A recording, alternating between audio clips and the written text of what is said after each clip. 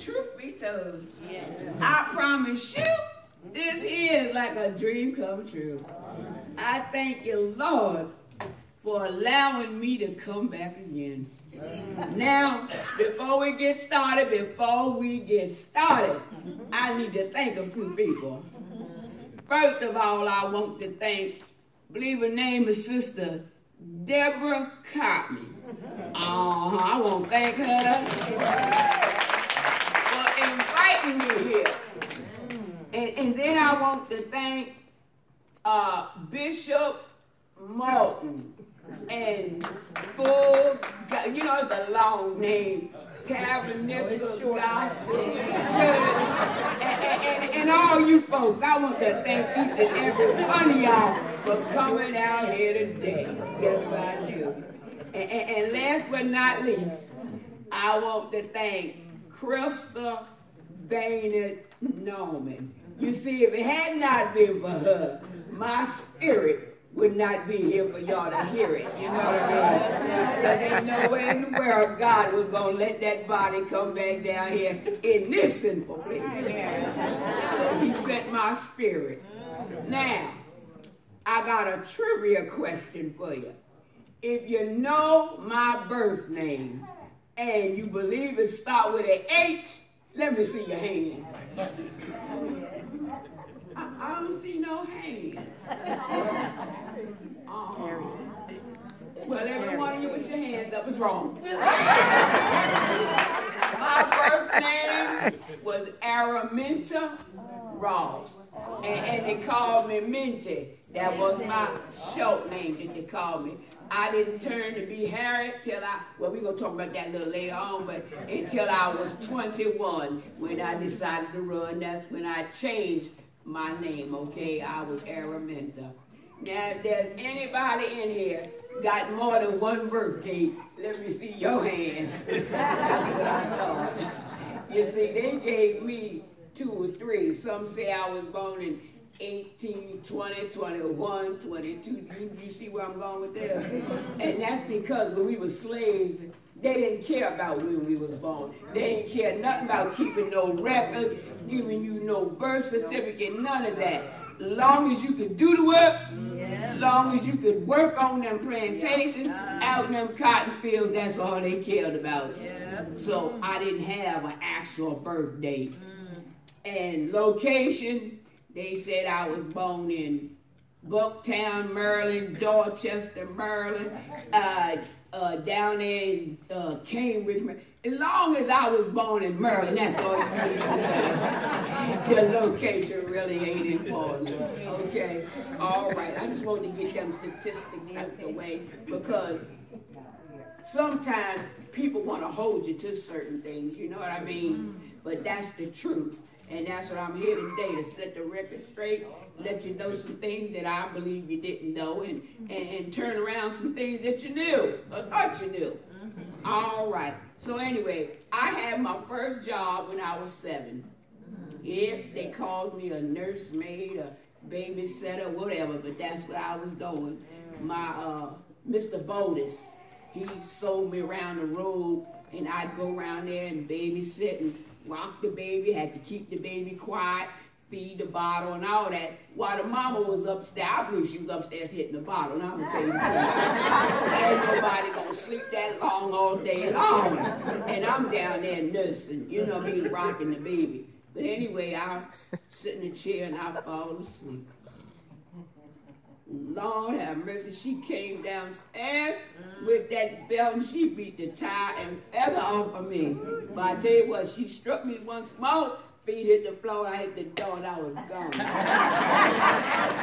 I ran all the way back to my place. And I told my mama what happened, but it didn't make a difference because the next day I was right back loaded in the wagon, back around the road again.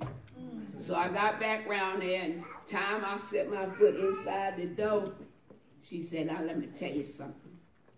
You let that baby scream and holler today. She said, you gonna regret it. You hear me? I said, do you hear me? I said, yes ma'am, yes ma'am. So, you know, we got past that, and there I am again, rocking the baby. I go back and forth to the window, you can't see but so much. You're going up and down the road and you get tired and sleepy. I come back, sit in that same old chair. Lord Jesus, then I fall asleep. This time when she woke me up, she beat me like she owned me. When I hit the door, I couldn't go nowhere, because guess what? She had already come down, seen me sleep, and you know what she did? Locked that door so I couldn't get out. I laid there and backed the door till her husband got home. He picked me up, threw me in back the wagon, and carried me on back down the road again. But this time, I believe God stepped in, because I didn't have to go back no more. Mama was able to take me up to the big house, and I worked up there with her till I was about 12 years old. One morning, around 4 o'clock in the morning, Mr. Boulders woke me up and carried me down there to the river's edge, y'all. I mean, that water was ice cold. I had no boots on, didn't have no gloves or nothing. Lord Jesus, you know what I was doing?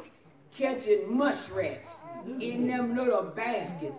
Them things was coming so fast, and I had to grab them, you know. But by and by, I got so sick. I was running a fever. I was having chills and everything. I got so sick, my mama had to nurse me back to health. And she would go out there in the woods and get them herbs, get them dandelions, believe they call them, and some of them greens, and cook all these things together and make salve for my chest and my throat. Mama would take care of me. Now, I ain't going to tell you that it tastes the best.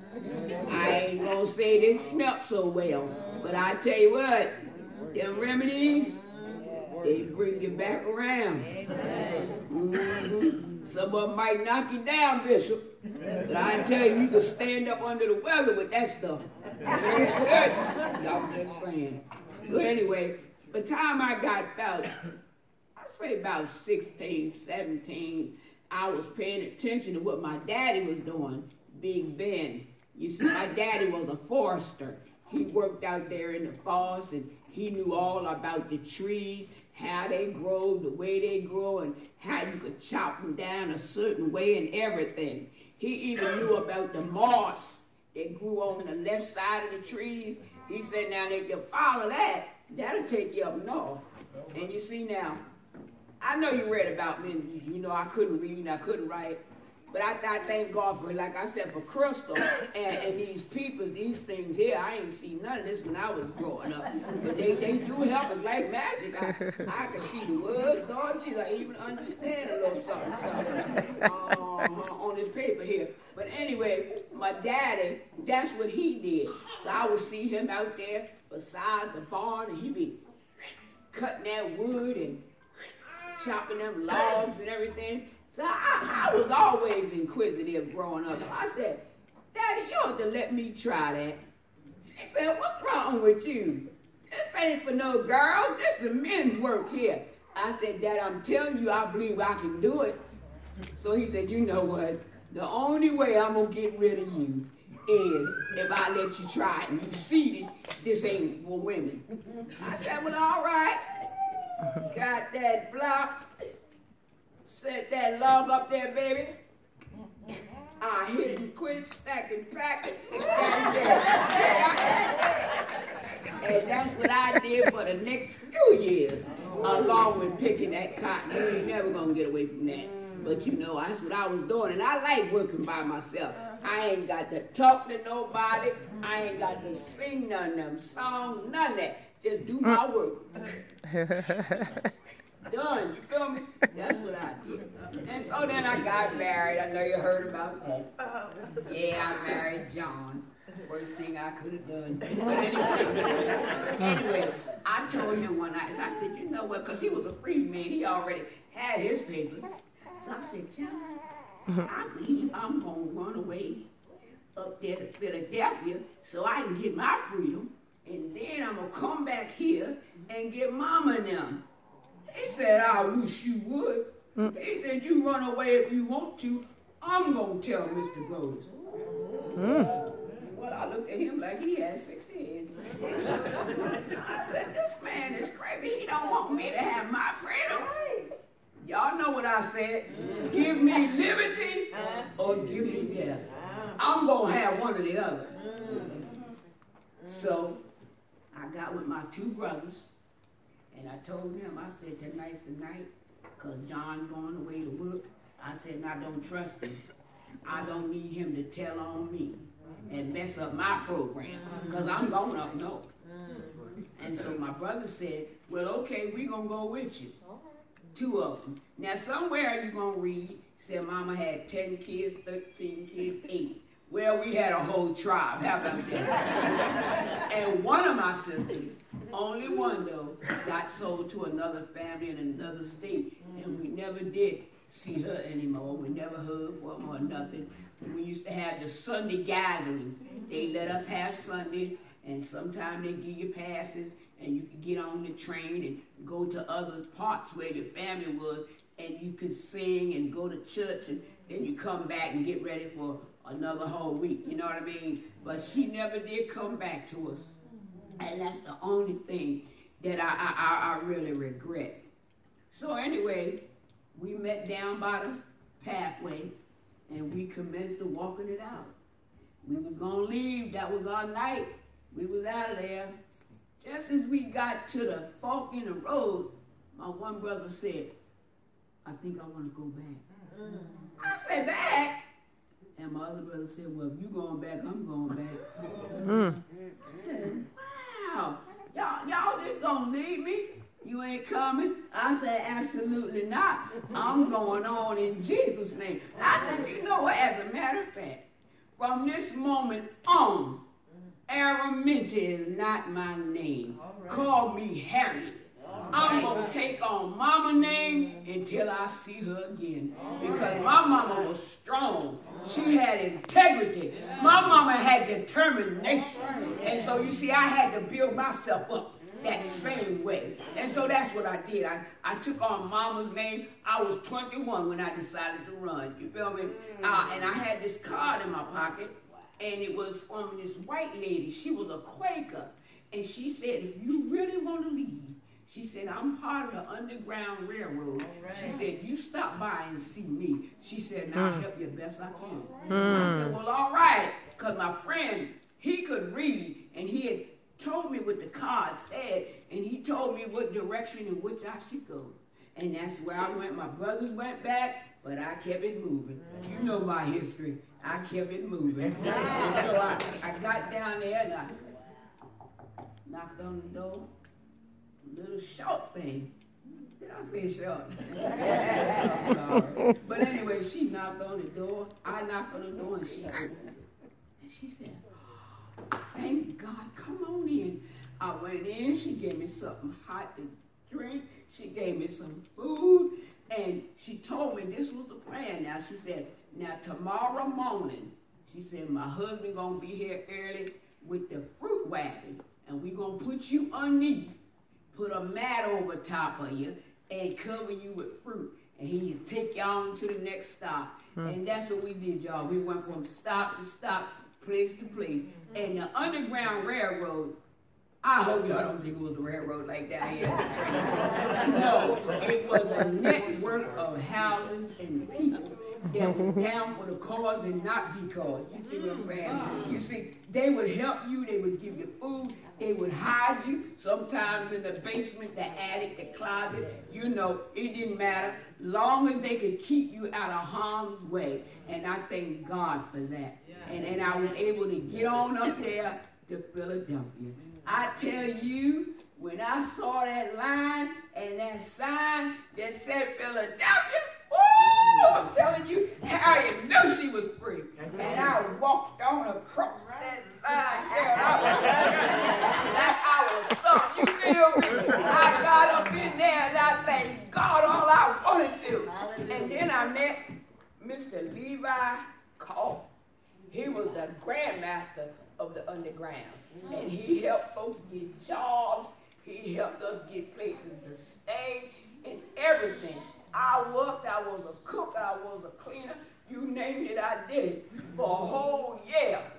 But I was putting money aside because I knew I was going back for my family, just like I said I would.